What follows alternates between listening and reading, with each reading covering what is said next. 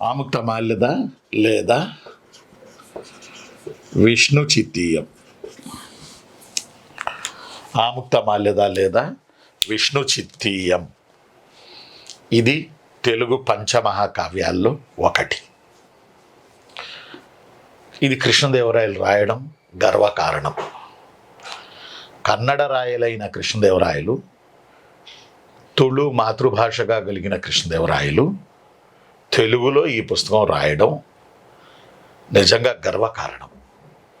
అందువల్లనే కృష్ణదేవరాయల్ని ఆంధ్రభోజ, అహో ఆంధ్రభోజ అనే ఒక సాంగ్ ఉంటుంది. శ్రీకృష్ణదేవరాయ అని చెప్పి ఒక పాట ఉంటుంది, ఘంటసాల గారు పాడిన పాట.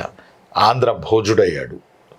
తెలుగు రచనలు చేసి తెలుగు కవులను తన ఆస్థానంలో పోషించి శ్రీకృష్ణదేవరాయలు ఆంధ్రభోజ అనే గొప్ప బిరుదు పొందాడు.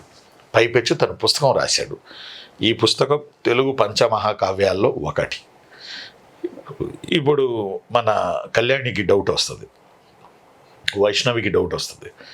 ఏం డౌట్ వస్తుంది అంటే, సార్ తెలుగు పంచమహాకావ్యాలు అంటున్నారు, ఆ 5 చెప్పగలరా?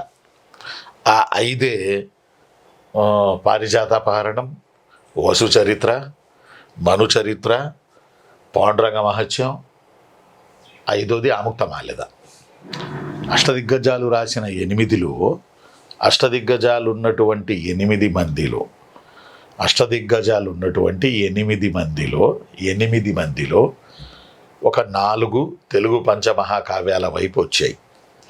ఆ 4తో పాటు శ్రీకృష్ణదేవరాయలు రాసినది ఒకటి, 5. ఈ 5 తెలుగు పంచమహాకావ్యాల్లో ముఖ్యమైనవి. ఏది? వసు చరిత్ర, తర్వాత మను చరిత్ర, పారిజాతాపహరణం, పాండురంగ మహత్యం, ఆముక్తమాల్యద. నోట్ చేసుకోవాలి.